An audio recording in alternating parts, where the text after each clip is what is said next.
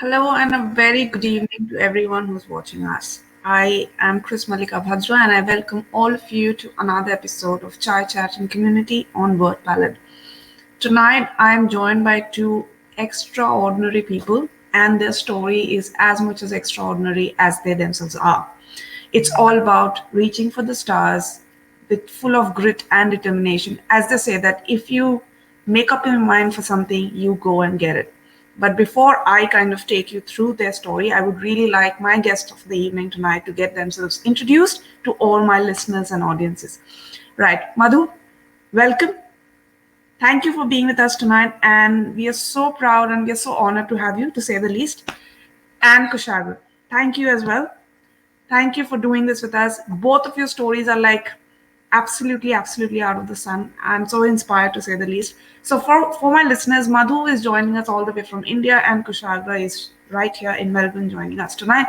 So Madhu, we'll start with you first. Please tell us about yourself and your story.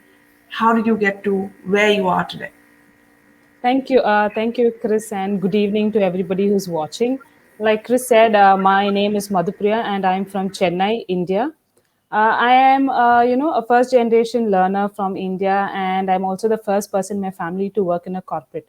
So it wasn't easy to, come and work in a corporate from coming from a family where everybody is a school dropout. So it was difficult, and with the help of my parents and their continuous support, they ensured that I got the best education and I've completed my master's successfully. So that's how I got campus placed into a top MNC in Chennai. I've worked there for 4 years, and now I currently work for an IT startup called Full Potential Solutions. I've been in the HR field for 6 years, and I'm just thankful that I'm successful in my workplace, and it all, I just owe everything to my parents and my mentors. So recently, I got a promotion in my job, and that was the first promotion. When I say first promotion, it is a first promotion for me and a first promotion for anybody in the family. So it was something, it was huge for me and for my family, and so I just dedicated it to my mother and put a post on LinkedIn. I'm sure you would have seen it. So from that post, that is when it became viral, and it connected with a lot of people because the post actually spoke about how I am grateful to my parents for giving me the education and making me who I am today. And from there, actually, I've learned a lot, especially in these 1.5 months after the post went viral, and I've been talking to a lot of people. It shows that a lot of people believe that if you have the ability and the grit to pursue your dreams, you can definitely attain it. So that's my story, and looking forward to talking with all of you. That's an amazingly inspiring story, Madhu, especially for all the women in Indian subcontinent who are, many a times led back by their family, who are not allowed to pursue their dreams. So it's just a story of awe-inspiring inspirations. I'm inspired. I'm sure many other women will be. Now, moving on to the gentleman in the episode. Kushagra, first of all, thank you for being here. Can we please get to listen to your story as well? Thank you, Chris, for calling me in, and thank you, Madhu, for your inspiring story. Well, I'm an architect back in India. I just graduated through University of Melbourne and did my master's in architecture.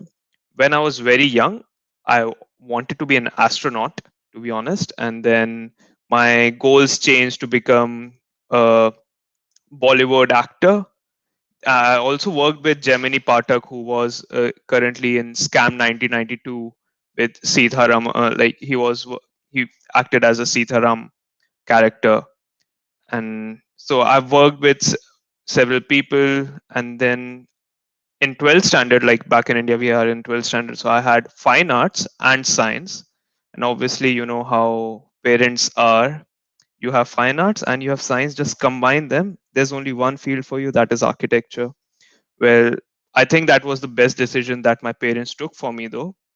I didn't like it when it went through, but now when I feel it actually has given me a great path where I can understand art, science, and what I want to do in life.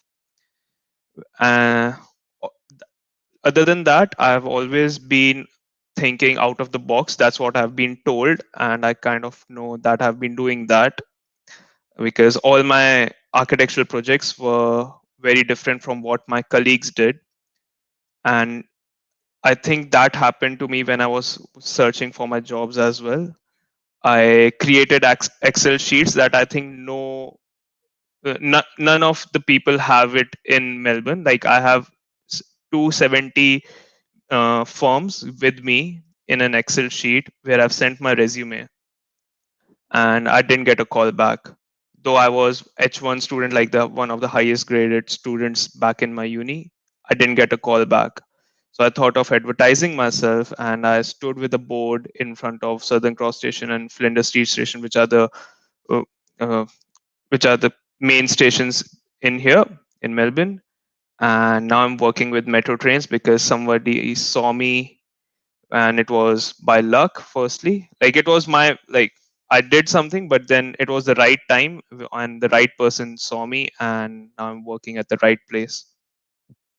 So that's my story. Yes. I think something that's common out of both your stories is one is your grit and a never say die attitude, and the other is the support that you receive from your parents, isn't it? Like, if I'm reading both of you correctly, both of you have owed your credits, owed your successes to your parents, that they understood, they backed us up. So I think we can also dedicate this to your parents also, that this is for you guys, whatever is, it's a shout out to your set of parents. And with your 270 firms, Shao Sen says hello. Thanks, Shah, and thank you for tuning in.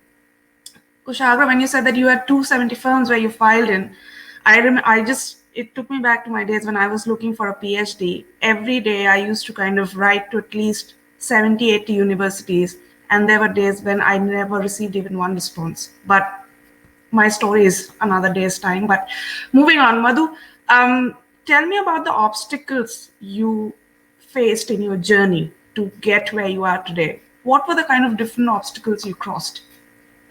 When I say obstacles, I think there weren't many because my parents ensured that I have all the resources in place to, complete my education with the fullest, that I could do. So I think the only obstacle was, like I told you, I studied in a convent which was one of the top 10 schools in Chennai back then, and it still is. So what happened is I come from a middle class family, and we are not from a very well-to-do family.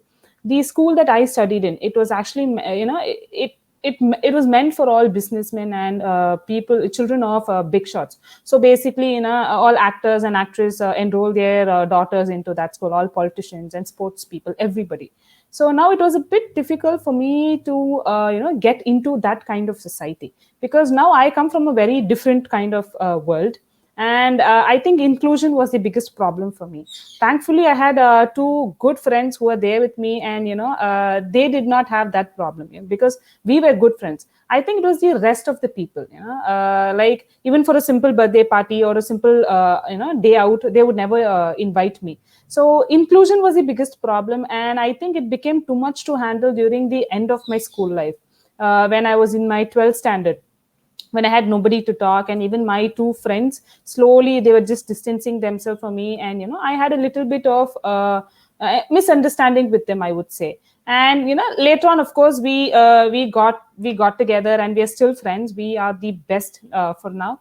But I think it was during the at the end of my school, when everything was collapsing, and I think it was too much for a 17-year-old to handle loneliness, depression, and at the same time, health ailments because of that.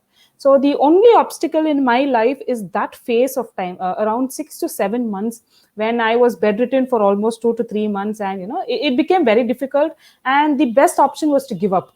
And my mother also wanted me to give up. She said, it's okay, if you're not feeling well, you can take your public exam the next year. So there was an option to give up, and I just didn't want to, because there was so much to prove to the world, that after my parents had taken so much effort in putting me there and giving me the lifestyle they did, I think the challenge was to just prove everybody wrong, and that was the only difficulty I faced in life. After that, it was easy. Once I got out of that phase, I just pushed myself beyond a limit, and I think I've done well after that. Of course, you've done like exceedingly well. Come on, you're being too modest, Madhu. But when you talk of inclusion, I know what you mean, because in Delhi also we have those upper end schools. But Isn't school meant to be a platform which serves as an equal benchmark for everyone, irrespective of your caste, creed, religion? And that is why we are given a certain set of uniform, right? So, Yes. why do you think this issue still persists of a division even in young kids in schools? I think it is the society and the thought process, what they are being taught, not just Mm. at home, the society they are. Even today, I still live in a world where which is completely different from my classmates. For Yeah. example, after school, I never run into any of my classmates after that. It's been almost 10 to 12 years. So our world is totally different. People say, well, it's a very small world, but I never Mm. run into any of my classmates. So the Mm. place where they live and the place where they go shopping or their society itself is different.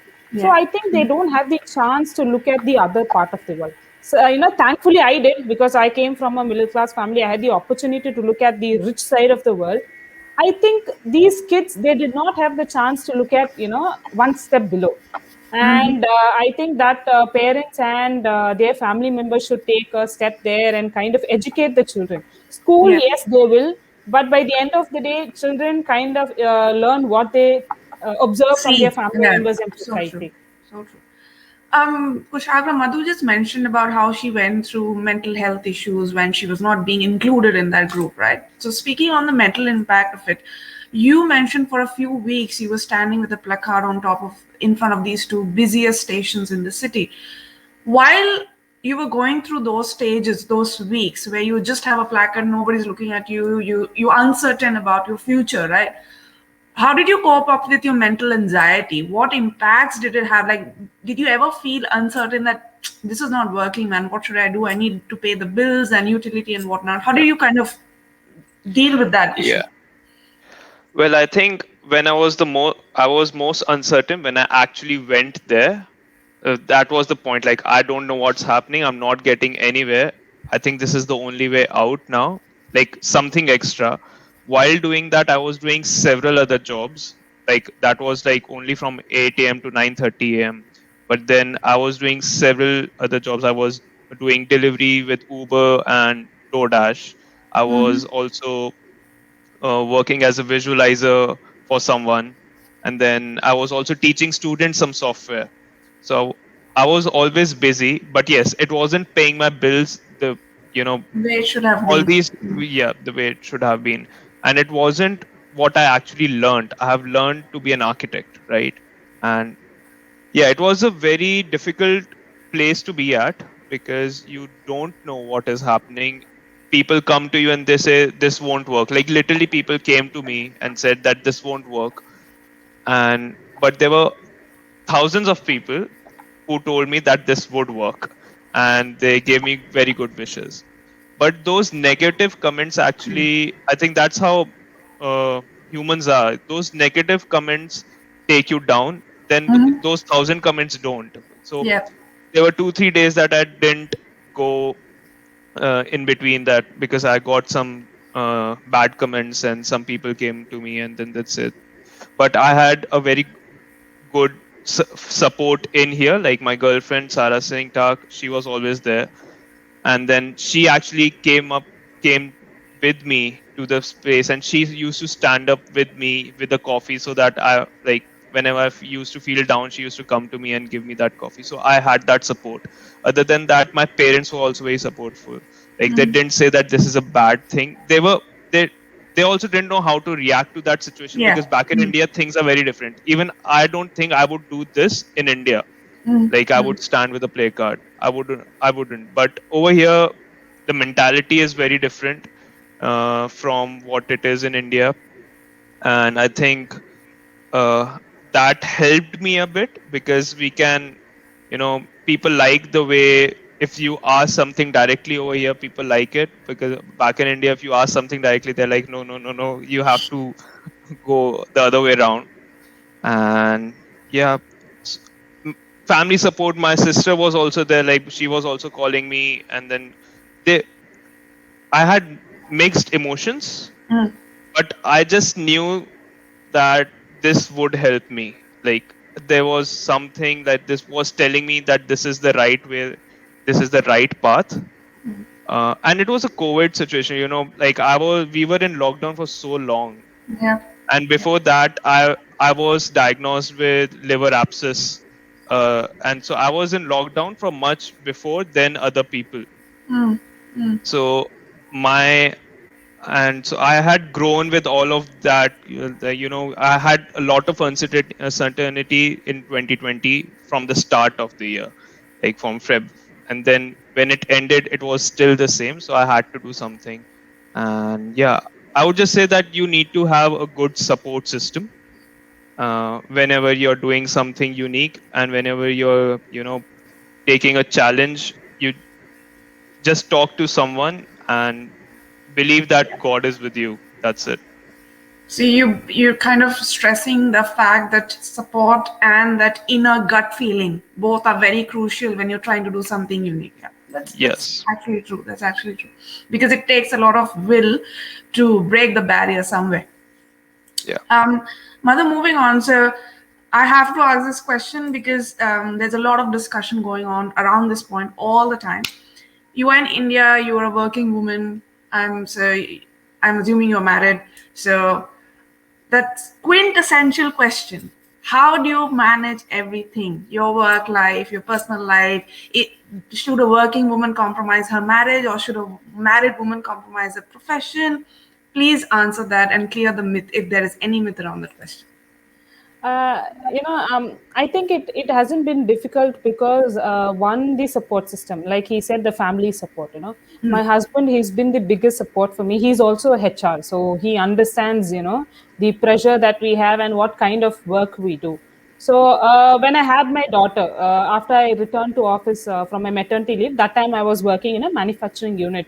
So manufacturing unit, it isn't very flexible with the work timing because it's a 9 to 5, clocked Yeah, time. yeah, And when I found it difficult to kind of go to office because I used to leave at 7 in the morning and get back home at 7, and my daughter was only 6 months old. I was still nursing her, so it was difficult. And I didn't want to let go of my job one, but I just had to find another way, and I loved the job. So the only option was to look at another organization where the timing is flexible. The work culture is different, and that's how I came across Full Potential Solutions, and their timing was very appreciative of new mothers as well. So I think it is very important where we work and who we surround us with. My company was very flexible. They asked me to work only for the first half of the day, and the second half I used to do work from home. And I think I worked only for almost 5 6 months from office. After that, COVID came. Thankfully, I've been doing work from home ever since. For I think we've been doing for almost 2 years now, okay. and we're still continuing. We're planning to continue work from home for the next year as well. So office wise, it's been very easy, and I work for the US as well. So my timing, it's flexible. My mornings are usually light, and in the evening I spend more time. So what happens is when my husband also was doing work from home, in the start of the day we just kind of compare our calendars so that we don't have overlapping call. When I am on a call, he takes care of my daughter, and when he's on a call, I take care of her. So I think it is the support, because a person can never function as an individual. Yep. And as long as we have the best support system, someone who can stand beside us and tell us it's okay, or to just keep clapping for us, I think we can keep on moving forward. So as a working mother, it's not been difficult, and I would say all thanks to everybody who's been helping me out. The more I listen to both of you, the more commonalities I can draw, right? Initially, it was strong support system from parents. Now you have strong partners who are supporting you through thick and thin. Like, you both have a lot in common. I have to say that the more I Yes. listen to you guys. The next thing that I want to know, and it's a question that I'm throwing to both of you together. I know how Kushagra mentioned that whenever you're doing something unconventional, you got to trust your gut instinct that, yeah, something will happen. But apart from gut instinct and support, what are the other little positive things? Or how do you keep that positivity installed, like for long durations even when we were in lockdown, because Kushagra knows our lockdown was very, very difficult, right? So it impacts our physical health, mental health, everything goes for a toss. So apart from the support system, what are the little positive tokens that need to be kept in mind if you're going through a difficult phase in your life? Madhu, I'll start with you first, and then we'll Yeah. move on to Kushal. So I think it is to find the purpose in life. That way, there's something that is telling us from in. if even if something goes wrong, something is going south, and the purpose in life, I think by the end of the day, we know where we are going. It could be Mm. dark. The tunnel is going to be dark. The belief that there is light at the end of the tunnel, that is what is going to help us move forward. Yeah. And during my school days, when I told you how I was going through a very difficult phase, throughout that time, I was just, I think I was a bit angry, and I was furious with the system. Why people have to show that difference? Why you have to show that class isn't? Why Yeah. inclusion is not there? So these kind of, I think this anger kind of just fueled my determination to move on. Until then, in school, I was an average student. I wasn't in the 80s and 90s. I was in the just pass category, and I just liked math. So that was the only subject where I scored in 90s, and the other subjects were just average. So what happened is, after school, during my break, that's when I was completely bedridden, and I had enough time to think. And I Mm. only thought to myself, what am I going to do after this? Because I had a clear vision of, I wanted to just work with people. Now I had to choose what profession I had to take up. Mm. Mm. And that's when I thought I'll become a teacher, and I chose English literature. So I just kept telling myself, I Yeah. should complete my education successfully, work in a very successful environment, and prove to people that we are who we are and not what my family is. I've always believed that the anger that I had, that was my classmates and other rich people, rich children, Yeah. Yeah. Yeah. were took too much pride in their parents' wealth, right? So I had Mm. an anger in that. I was like, it is not fair, right? Unless and until you earned it, there's nothing to be proud of, right? So then I believed, if you're not supposed to be proud of your parents' wealth, you shouldn't be ashamed of your parents, not being well to do also. Wealthy enough. Yeah. Yeah. Mm. So it is the individual who matters. What has the individual done? And that's when I told myself, this is my purpose. I'm going to prove to everybody that I am who I am. I've come a long way, and I'm not a regular person, where I have everything in. I don't have a driver who drops me in school, opens the Mm. door, and leaves me in the gate. So I come from a different world, but I'm going to prove to everybody that I will do well. And I think that purpose, your motive, that is what is going to help us keep moving forward. And Exactly. I think that is a good motivation for us to keep moving. What I can observe is you channeled your anger in a very positive direction rather than to bow you down. Before I move on to you, Kushagra, I have something in from Swati. Hello, Swati, for tuning in first of all. Swati says she recommends the panelists for sharing these perspectives. I would love to hear her thoughts on what more the local Indian diaspora in Melbourne can do better to support international students and job seekers from overseas. I think, Kushagra, that's something more on your plate to answer. Well, can you like tell me the Yeah. question again? Yeah. So basically, sorry, one second. Basically, she says, what can we, who are already here, who have kind of a Yeah. job somewhere or the other, what can we do to better support international students and job seekers who've come in recently, rather, from overseas? Okay. I can talk about my field. Firstly, you do need to have experience. Like, I think that is one of the major mistakes that I did. I came and did my masters right Hmm. away, but they ask for experience. All the job people, like whoever is hiring, they ask for experience for 2 to 4 years of experience. And I did my bachelor's and I directly came in and did my master's. So do have experience, like get experience from wherever you can. The other thing is, what we can do. Like, I'm not, as from job keeper, I don't know. Like, the situation was very different for me because I was in the COVID situation. The market was shut. There was no way to get in. The other people who were my seniors, like who got their jobs before COVID hit, they got it quite early. Hmm. And and as soon as things have opened up right now, people are getting jobs. So it's not that you do not get jobs, but you need to be good at your skill, you need to be good at your resume, and you need to have some experience. Even if you do not get experience during, like, you are back in India, try to get experience in your field when you Hmm. are studying, which Hmm. is difficult because full time study doesn't actually allow you Yeah. to do that. Yeah. But somehow try to get that experience.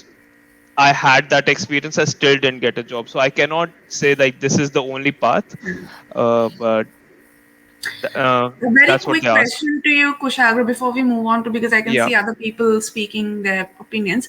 Now that you have a very good job with MTM and whatnot, have you ever thought of, maybe in the near future, not recently, of Yeah. mentoring programs like you become a mentor and you have some new young graduates fresh off the market?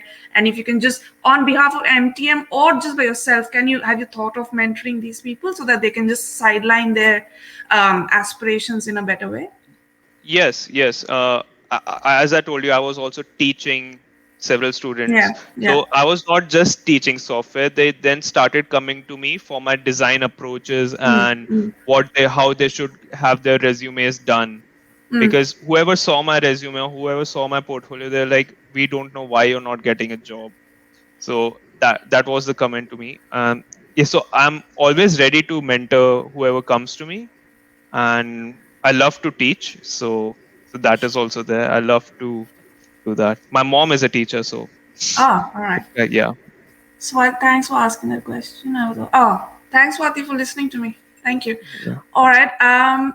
We have Jaya saying in response to Swati's question, please contact Indian Care on 83128805 in relation to support to international students.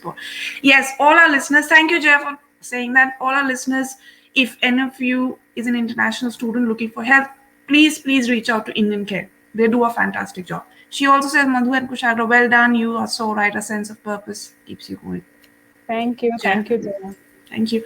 I think we had another. Lily says, very nice. Thank you, Lily, for watching us and for tuning in. All right. Question from Salia to yourself, Madhu. What would you say to young girls who don't have the financial means but want to study and do well in life? Uh, Financial, yes, it's the biggest, requirement for anybody to complete their studies. One thing that I've understood, after the post went viral is that women help women, women build women. And I've had a lot of women from all across the world reaching out to me. I have someone, just like how I'm running this show now. I've had so many women reaching out to me and wanting to help. I think for young girls, if financially it's going to be a problem, there's definitely someone who's willing to help. Maybe you can start looking at who can help you, and look at you know good schools, or just going to a school is not the only option. When we want to learn something, I think we can always find a way to do that. But in this process, Madhu, like you and I both know, it's easier said than done. Maybe we were still privileged that we could get hold of good schooling, good college, and all that stuff. But there are so many women out in rural India or South Asia in general who are not just allowed, basic and simple. You're not allowed, stay at home, do this, end of story. For that, do you think that on a parental level there should be some kind of awareness to the parents that look, your child needs opening, your child needs education? So have you ever thought about that before I reach out to the woman, I should kind of also talk to the parents at what's going on, or I should kind of try to make them understand that something is really wrong on a benchmark level? Have you ever thought of it? Exactly, because as kids, parents are the only means of support in an initial stage. So for me, luckily, like you said, we were privileged. The life that I am living is because of my mother's dreams. Yep. It is Yep. her life. She wanted a life for herself, and she couldn't get it for her, so she gave it to me. Now I was privileged in that way, but for people who, I think it is the parents' belief that education is important, especially Hmm. in India. Of course, you know how it is, right? The Yes, moment yes. they know it's a girl child, the first thought is, it's going to have a lot of expense and, marriage. That is the only thing that parents can think of, not education. So this is it's an issue where, for the thought process, people have Hmm. to change Hmm. their thought, understand that education is important. So before, like you said, before talking to the kids, it is the parents we'll have to convince more Hmm. than the kids themselves. I agree. It was my mom also did the same thing. She was the driving force behind all of what I have today. But moving on, Salia asked Kushagra, what would you say to international students who lose patience after applying for 10 jobs but don't receive a response? Change your resume firstly. if you're not getting in the first 10 jobs, if you're not getting any reply, you need to change your resume, you need to change your portfolio, like whatever you have to submit. And do not give up firstly. Nudge them again and again if you want to be somewhere, right? Over here, people like to be nudged. That's what I have realized. Like, I asked several people again and again to be my mentors so that they Mm-hmm. can mentor me. And I got very good people to mentor me. Though I didn't get a job through that mentorship in the recognized firms, but I did build a very nice portfolio through that. Mm. So you need to keep sending messages on LinkedIn. Someone would reply. Like, and 10 people, if you're sending it only to 10 people, it won't work out for sure. Either you need to be like son of Ambani's so that you can just send one email and then, okay, you will get it. But to be honest, that doesn't ever happen with anyone. I would Um, just like to add a point to Kushagra. As a HR, we get a lot of profiles. So the way he said, you just have to keep nudging them. I think it's a good thing because there's a difference between nudge and nag, right? As long as you don't nag the recruiter and Yeah. kind of get them to run away from you. So I loved his perspective, and as a HR, I think that will work. People, when they keep showing that interest, and like he said, the word mentor, before asking them, give me a job. I think it's a good thing to say, you help me get a job. mm, If not in your organization, could you be my mentor? Could you just show me the way? And I think people will definitely want to help when they hear the word mentor or anything related to that. So I agree with him. Thank I you. think Jaya says get into volunteering if it often leads to jobs. Very good point. Thanks, Jaya. Kushagra, the next question I have is more for you. Like Jaya earlier on Yeah. mentioned that she faced classism, right? When rich people never used to kind of include her in her friends. You, while in Melbourne, have you ever faced any kind of racism, borderline, anyone disparaging you on the color, creed, color, or any such division have you come across? Color wouldn't have Melbourne been is a a problem, I think. or even my face wouldn't be, but Yeah. uh, I don't look like. But no, for Melbourne, to be honest, Melbourne is a very good city. I have Mm, not faced any kind of racism, but I would say you do face. It's not racism. It's like you do face, because of your residency status, your mm, people, your application goes down. yeah. Some people ask for many people do not know that on bridging visa you can work full time. Many people, like smaller firms, they do not know that. And some firms do not want to indulge in that paperwork as well, and they want permanent residence over here, which is again a loop because you cannot get permanent residency just like that. So, and you need to get experience to get permanent residency, which is again uh, a problem. But you yeah, so that's what the major problem was during COVID, because people ran off to their own countries firstly. Mm, Now I'm talking about the business, how business thought, how they were hiring people. They only wanted, most of the applications, they only wanted permanent residents or citizens, yeah. because Yeah. they didn't want to lose the workforce if Mm, any other pandemic again happened, if there was any other lockdown, which actually kept on happening, and people ran back to their home places, and they didn't work for these companies. So these companies went bankrupt. Like, several architectural firms were closed shop.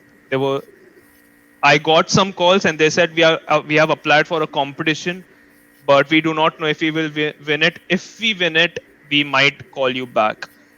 So there are many things that you need to take care of, and but you and people are very generous also. So if you are good to people, they are good to you. mm, And mm. like my mentor, like my current manager, didn't see my visa status. Okay, so he didn't see that. He said, okay, let me see. He interviewed me. Then I was asked for my visa, and then it was checked that I can work full time and everything. So make sure that you can work full time, and you say that you can do that. You do not say that I'm on bridging visa. People do not understand bridging visa. People do not understand temporary residency. Just say that you have full rights to work in this country, and you can work full time and for full number of hours that you can. Yes. But Kushagra, you know what happens is when a student is fresh off the boat, like he's just finished a year or so of education, more educating himself or herself in Melbourne.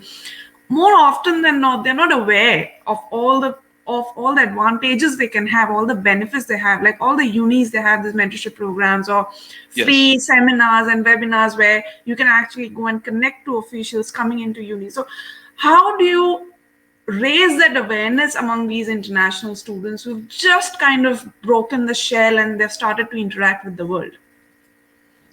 To be honest, I was one of those people who didn't know that there was mentorship program happening for a very long time, and Mm. I started doing that at the end of my uni days. Uh, the only thing is you need to keep researching. You need, when you're coming to this Yeah, university you need to know some things, and all these universities have several school small groups which have yeah. different kinds of mentoring program. In my architecture course itself there's 7 of those, and Wow. I only knew about 2, and that also at the end. So I think I missed on that, but again I was in a COVID time period and Mm. it was happening online, so many people didn't join online.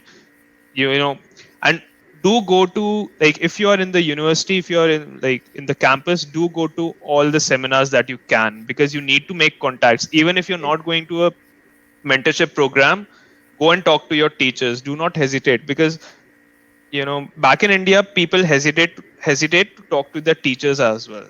They're like, if we talk to them they will scold us or something. And all my friends would say that he is just putting some, they're buttering this teacher to get good marks. It's not true over here.